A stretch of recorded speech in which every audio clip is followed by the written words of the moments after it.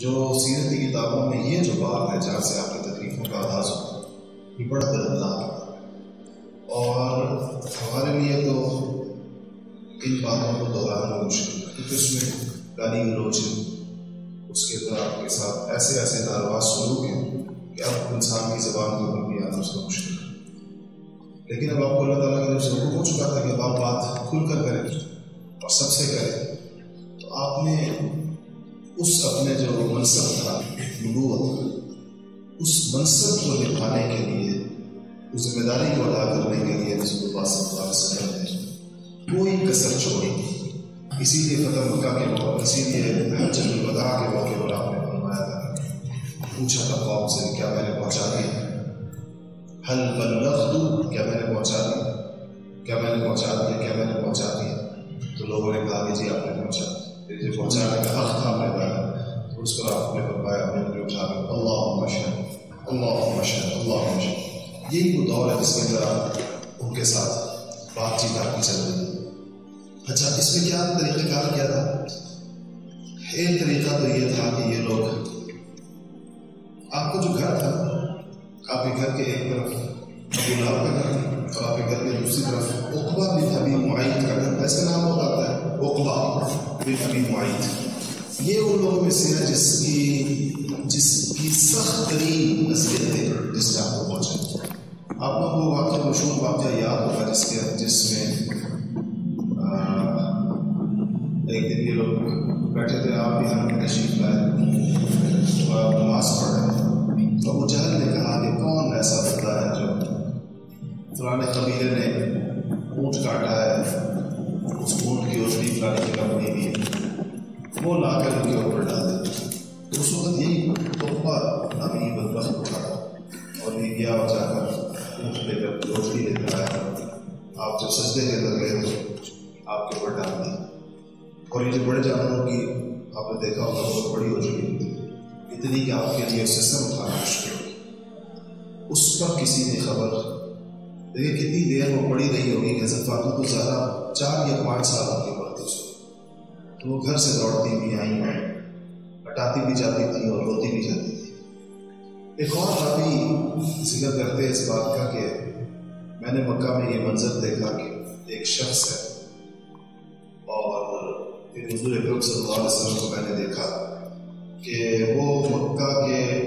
ذوالمجاز کے نام سے بہت مشہور بازار تھا، ذوالمجاز میں وہ لوگوں کو اللہ کی طرف بلا رہے ہیں، دعوت دے رہے ہیں، اور میں دیکھ رہا تھا کہ لوگ ان پہ مٹی پھینک رہے ہیں اور ان کو پتھر مار رہے ہیں، حتیٰ کہ ان کا وجود خون آلود بھی ہو گیا اور خاک آلود بھی ہو گیا۔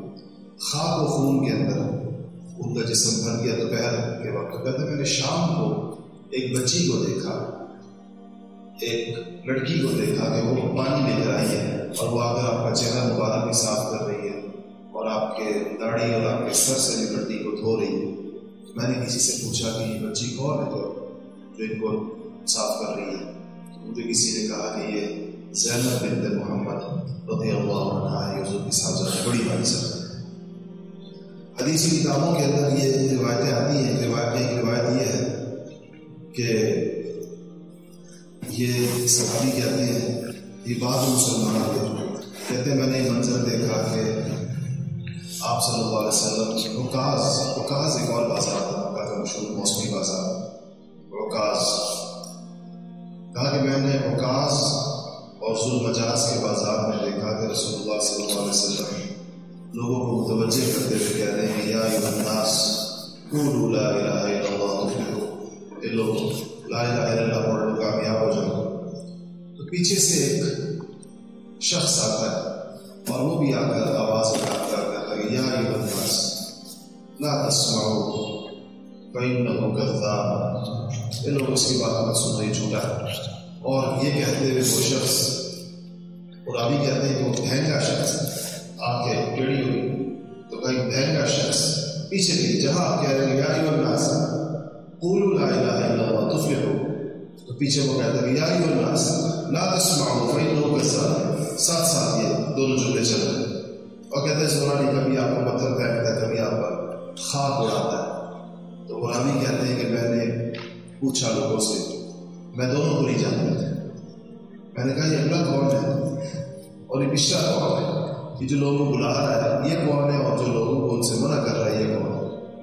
تو انہوں نے ان سے کہا کہ جو لوگوں کو بلا رہا ہے یہ محمد بن عبداللہ ہے اور یہ جو ان کے پیچھے آوازیں کستا ہوا بجا یہ ابو لہب کا چچا ہے۔ آپ کے گھر میں نے کہا کہ درمیان میں تھا تو یہ لوگ دونوں طرف،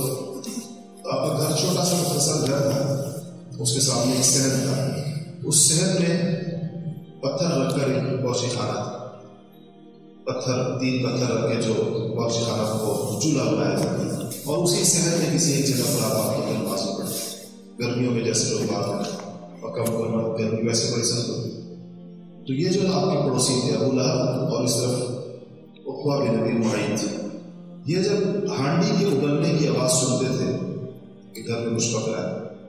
تو یہ اپنے گھر سے اشارہ یعنی نشانہ باندھ کر کسی جانور کی اوجڑی بکری کی وہ عین آپ کی ہانڈی کے اوپر پھینکتے تھے، اور اگر آپ کو نماز پڑھتے ہوئے اتنی کانوں میں آواز آ جائے کہ آپ نماز پڑھ رہے ہیں تو اسی طرح اوجڑی لے کر ایسے زاویے سے پھینکتے تھے کہ وہ سیدھی آپ کے اوپر آ کر گئی، تو آپ پھر لکڑی سے وہ اوجڑی اٹھاتے تھے اور اس کے بعد اس کو اٹھا کر کے دروازے کے باہر جا کر ان کے گھروں کی طرف دیکھ کر کہتے تھے کہ اے بنی عبد مناف، یعنی کہ اے کی دادا کی اولاد، یہ کیسا پڑوس ہے؟ تم کیسے پڑوسی ہو؟ یہ تمہارے گھروں سے میرے گھر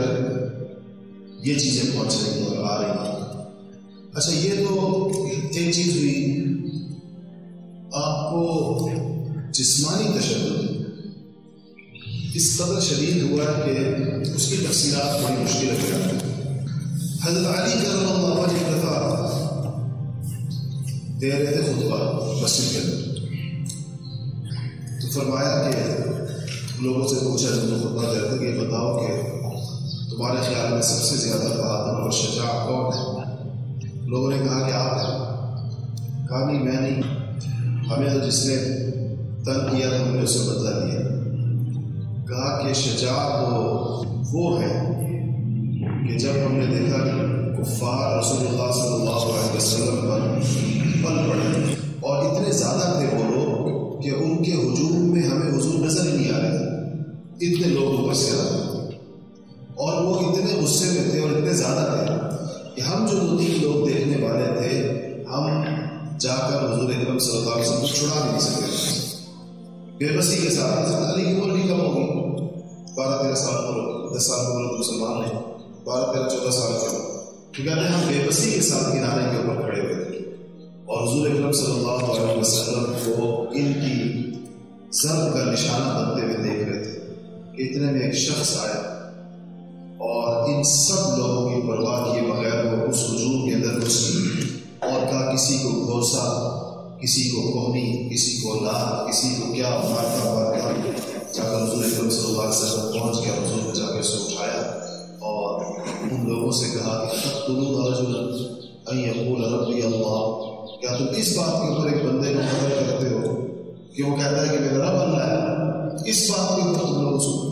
بھائی نے فرمایا کہ وہ شخص سیدنا ابوبکر صدیق رضی اللہ عنہ، اور کہا کہ وہ ہم میں سے سب سے زیادہ شجاع، ہم میں سب سے زیادہ بہادر ہوتے، ہم ان کی بہادری اس دن دیکھی کسی سے کوئی حضور کو بچانے کے لیے آگے نہیں جا سکتا، تو کہا کہ وہ اس ہجوم کے اندر اس ہجوم نے حضور کو تو پھر چھوڑ دیا اور ابوبکر صدیق کو اتنا مارا کہ اسماء بنت ابی بکر کہتی ہیں کہ جب ابوبکر صدیق گھر آئے تو ان کا سر، ان کے بال تھے شاید بڑے بڑے، تو کہا کہ ان کے سر کا یہ عالم تھا کہ ہم ان کے بالوں کے جس گچھے کو جس میں خون چونکہ ابھر گیا تھا دھونے کے لیے ہاتھ لگاتی تھی وہ گچھا ہمارے ہاتھ میں آ جاتا، تو گھر آئے باہر بے ہوش ہو کر وہاں سے اٹھائے گئے لائے گئے،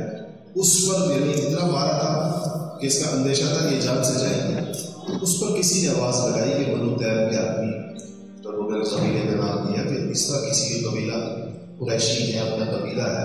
ایسا آسان نہیں ہے ان کو، یعنی اس کے نتائج جو ہیں اس پر آخری مرحلے کو لوگوں نے چھوڑ دیا، ادب کے قبیلے کے لوگ آ بھی گئے اور انہوں نے اس کے اوپر آخری مرحلے میں آ کر مداخلت بھی کی اور اٹھا کر بھی وہی لوگ لے گئے اور بڑے غصے میں بھی تھے، اور انہوں نے کہا کہ اگر مر گئے تو ہم اس کا بدلہ کس کس سے لیں گے، اور ان کا قبیلہ اس بات کو طے کر رہا تھا، مسلمان نہیں تھے، خون کی بنیاد تھی، نسل کی بنیاد، کبھی وہ لوگ یہ طے کر رہے تھے تو اتنے میں سیدنا ابوبکر صدیق کی بیہوش تھے، چونکہ یہ گفتگو حضرت بکر ادھر نہیں ہو رہی تھی. حضرت بکر نے آنکھ کھولی اور آنکھ کھول دی پوچھا کہ محمد صلی اللہ علیہ وسلم کیسے؟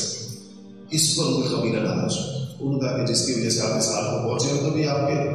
بدلہ لینے کی باتیں کر رہے تھے. آپ پھر وہی پوچھ رہے ہیں جس بات سے آپ اٹھے، وہ ناراض ہو کر چلے گئے، سارے اٹھ کے چلے. والدہ رہ گئی، والدہ بھی مسلمان نہیں کی تھی. اس موقع کے اوپر جس طرح کے ساتھ تو کہتا ہے کہ جب وہ حضرت ابوبکر صدیق اپنی والدہ سے کہا کہ حضور کیسے مجھے بتایا تھا، ان کا نہیں پتا کیسے. کہا کہ آپ کا پتہ کر کے بتایا، لیکن مجھے نہیں پتا تھا. حضرت ابوبکر صدیق جو ہے کہتے ہیں کہ آپ باہر جا کے پتہ تو کریں.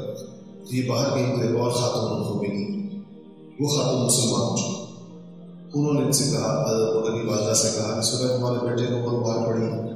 کیسی ہے؟ اس کی طبیعت ان کا بہت زیادہ خراب ہے اور وہ بیہوش تھا اور بیہوش کے اندر آیا. اور وہ ان سے پوچھتا ہے کہ جاؤ حضور میرے آقا کا پوچھ کر، اب میں کس سے پوچھوں، مجھے کیا پتا وہ کدھر ہے؟ تو وہ عورت جو تھی وہ جانتی تھی. انہوں نے کہا کہ میں اگر تمہارے ساتھ چلوں تمہارے بیٹے کی دیوارداری کے پوچھنے کے لیے، عیادت کے لیے، آ جاؤ میرے ساتھ. وہ آئیں تو حضرت بکر نے دیکھ لیا کہ تو مسلمان انہیں پتہ ہے خاتون، تو ان سے کہا حضور کیسے ہیں؟ تو انہوں نے کہا کہ مجھے کیا پتا. اس خاتون نے کہا، حضرت بکر نے کہا کہ میری والدہ کا وہ نہ کرو کہ ان کے سامنے بات نہیں کر سکتے، کہہ دیں ان سے کوئی نقصان نہیں پہنچے گا حضور.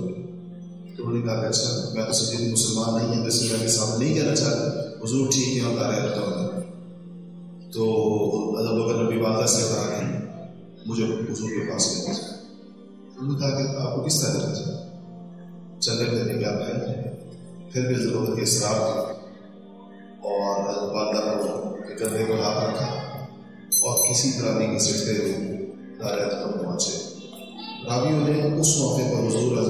حضرت بکر کی ملاقات کی منظر کشی نہیں کی. حضور اکرم صلی اللہ علیہ وسلم نے بکر کو دیکھا اس حال میں آتے ہوئے تو دور سے حضور نے باہیں پھیلا دی اور بہت ہی طویل اور بڑا پرجوش معاملہ کیا. اس موقع پر حضرت بکر نے اپنے حضور سے کہا کہ رسول اللہ میری والدہ ان کے لیے دعا کرنا ہے، تو مسلمان. حضور اکرم صلی اللہ علیہ وسلم دعا فرمائی اور حضرت ابوبکر صدیق کی والدہ جو مسلمان والد نے بہت بات ہو جائے وہ فتح مکہ کے پیچھے والدہ اس موقع مسلمان. تو یہ جو چیپٹر ہے جو آپ کی ان تکلیفوں اور اذیتوں کا ہے، جو اس بات پر آپ نے اٹھائی ہے کہ لوگ لا الہ الا اللہ پڑھ کرنے ہو جائے، اللہ کی طرف ان کو بلایا کرنا. اور یہ اللہ تعالیٰ کی سنت ہے. اور دیکھیں اس میں ورقہ بن نوفل نے کہا تھا کہ آپ تکلیفیں اٹھائیں گے اور آپ کو آپ کی قوم نکال دے گی. تو حضور نے فرمایا تھا مجھے کیوں نکالے گا؟ کیونکہ جب بھی نبی اللہ کا پیغام پہنچاتے ہیں تو اللہ کی پوری قوم کے ساتھ ایسے ہی کرتے ہیں. اچھا ایک طرف تو یہ چیز تھی جسمانی تشدد جس کو آپ کہہ سکتے ہیں. ایک دفعہ کسی حکومت میں بھی معید آپ صلی اللہ علیہ وسلم کو حدید کے نماز پڑھتے ہوئے دیکھا تو گیا اور اپنی چادر اپنے گلے کے اندر ڈالی اور اس کو دونوں طرف سے کر کے اس نے اتنا گھسیٹا روڑا اس چادر کو زور سے کہ کہنے والے دیکھنے والے کہتے ہیں کہ آپ کی دونوں آنکھیں ایسے آپ کے گالوں پر آ گئی، ایسے جیسے باہر نکل آئی، اتنی زیادہ ڈھیرے باہر آ گئے اس نے. تب جا کر اس پہ چھوڑا. ایک دفعہ آپ نماز پڑھ رہے تھے، جب آپ سجدے میں گئے تو آپ کی گردن کے اوپر پاؤں رکھ کے کھڑے ہو گئے. ایک دفعہ آپ نماز پڑھ رہے تھے، ابو جہل نے ایک اتنا بڑا چٹان نما پتھر جو ایک انسان اٹھا بھی نہ سکے، اتنا بڑا پتھر یوں اٹھایا اور ادھر تک بلند کر اس خیال سے جیسے ہی آپ سجدے کے اندر سر رکھیں گے تو اوپر سے پتھر گیا. تو جب اس نے اس طرح پتھر اٹھایا تو ایک دم خوفزدہ اور اس نے پتھر پیچھے گرایا. لوگوں نے سے پوچھا کہ کیا ہوا؟ اس نے کہا کہ میں نے جب پتھر اٹھایا تو ایک دم مجھے اپنے اور ان کے درمیان فضا کے ایک انتہائی ایسی شکل، ہیبت ناک شکل مجھے نظر آئی کہ جو میرے اور ان کے درمیان حائل نہیں. تو بعد میں لوگوں نے حضور صلی اللہ علیہ وسلم سے پوچھا کہ ابو جہل نے کیا چیز دیکھی؟ انہوں نے کہا کہ جبرائیل دیکھی. اور کہا انہوں نے کہا کہ میری بہتر پتھر پھینکتا، جبرائیل اس پتھر کو لے کر اس کو کچل دیتے، اس سے واپس پھینکتے.